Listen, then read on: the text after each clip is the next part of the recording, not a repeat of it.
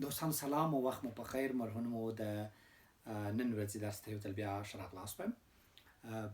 زموږ د نن ورځې درس د تېرې ورځې د درس په دوام سره د انسان په وجود کې د ژبې پر ژبیزو غړو یا د ژبې تولیدونکي او د ژبې په تولید کې برخه اخیستونکي غړو په اړه دی.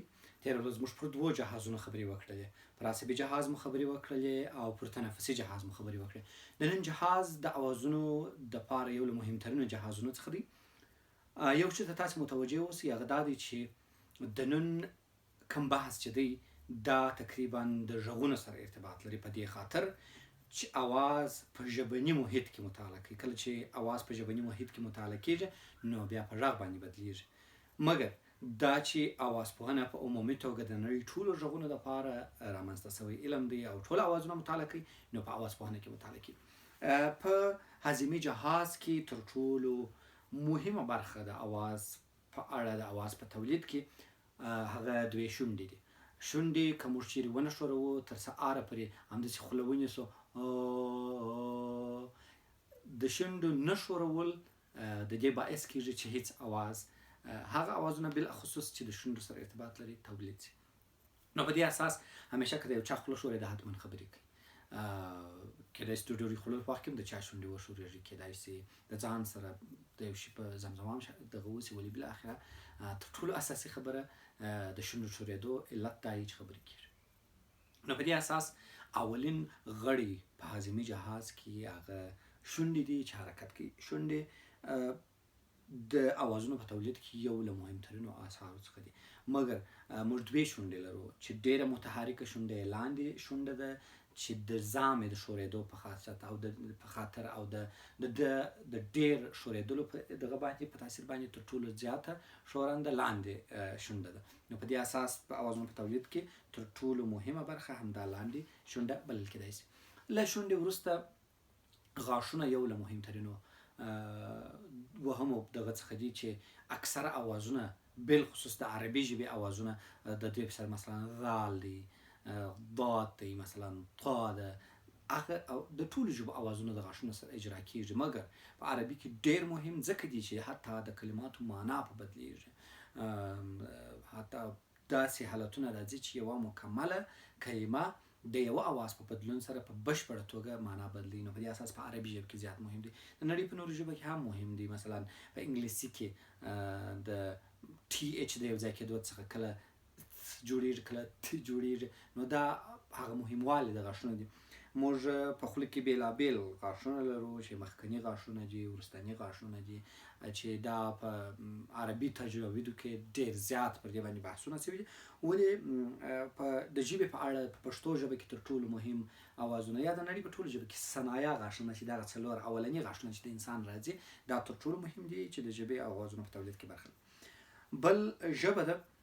ژبه یوه له اساسي ترینو دغه څخه ده. نو دغه د انسان غوښیزه ژبه په هاضمي جهاز کې چې دا د ژبې په پدیده کې تر ټولو مهم رول لري. نو په دې اساس د ژبې دغه ټوله پدیده د افهام و تفهیم پدیده د ژبې په نامه باندې نومول شوې ده. دغه ژبه څو ډوله حرکتونه لري چې یو ډول حرکت یې عمودي دی. عمودي په دې معنا چې کښته پورته ځي. بل افقي دی چې د مخ څخه شاخوا ته حرکت کوي. دا دوه ډوله حرکتونه دي چې دغه دواړه حرکتونه خپل بېلابېل موقفونو بېلابېل حالتونو کې بېلابېل اوازونه تولیدوي. نو د ژبې حرکت په عمومي توګه په دوه ډوله دی. یو عمودي دی، بل افقي دی. په عمودي اوازونو کې معمولا واولونه تولیدېږي او په افقي کې کانسوننټونه تولیدېږي، یعنی اکثریت حالتونو کې. له دې څخه وروسته د ژبې برخې دي. ژبه د خپل ډېر استعمال په خاطر پر شپږو بېلابېلو برخو ویشل شوې ده. لومړی دغه د ژبې څوکه ده. د ژبې څوکه د لومړۍ برخې په معنا نه ده بلکې دغه تیغه یې د ژبې شاوخوا تیغه د ژبې د څوکې په نامه باندې یادېږي چې دې ته افکس اور ټیپ هم وایي. او بل د ژبې سر یا بلیډ دی. دا د ژبې سر دغه لومړۍ برخه دا ته د ژبې سر یا بلیډ وایي. بل د ژبې مخکنۍ برخه ده چې دغه بلیډ څخه وروسته یا دغه لومړۍ برخې څخه وروسته ده. بیا د ژبې منځ راځي چې د عمودي لحاظه دغه منځ ساحه. بل د ژبې اخري برخه ده چې دې ته بک وایي او د ژبې منځ ته سنټر هم وایي. چې هلته هم ځینې اوازونه تولیدېږي. بل د ژبې ریښه ده چې هغه دا ژبه چې چیرې راشروع سوې ده دا هم د ژبې د ریښې په نامه یادېږي. د ژبې څخه وروسته په هضمي جهاز کې بل مهم برخه چې د اوازونو په تولید کې رول لوبوي هغه اورۍ یا ګمز دي. اورۍ دغه زموږ غاښونه چې په کوم ځای کې راشنه دي یا د غاښونو دا کم چوکاټ چې دی دا د اورۍ په نامه یادېږي چې اوازونه د ژبې او اورۍ ترمنځ ادا کېږي.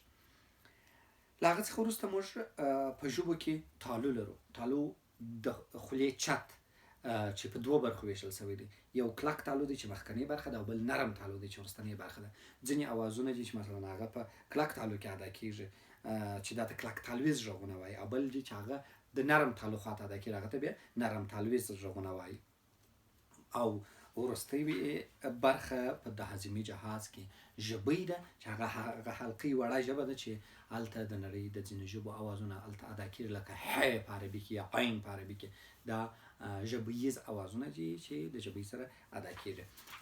موږ تر دې ځایه پورې د انسان په وجود کې ټول غړي تشریح کړل. په لومړۍ ورځ مو د مغزو برخه تشریح کړله چې د انسان په مغزو کې ژبه په عمومي توګه په دوه کرو ویشل شوې ده چې په چپه نیمه کره کې د انسان د ژبې ډېر مسایل راځي چې شکنجه زاویه، ورنیکا او بروکا وه.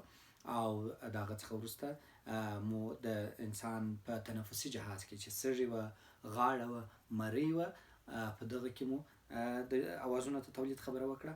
او نن مو په هضمي جهاز کې له شونډو پیل تر غاښونو تر اورۍ تر ژبې او تر ژبۍ پورې دا معلومات تاسو ته وړاندې کړل. په عمومي توګه د انسان په وجود کې فیزیولوژیکي اوازونه پر همدې ځای راټولوو.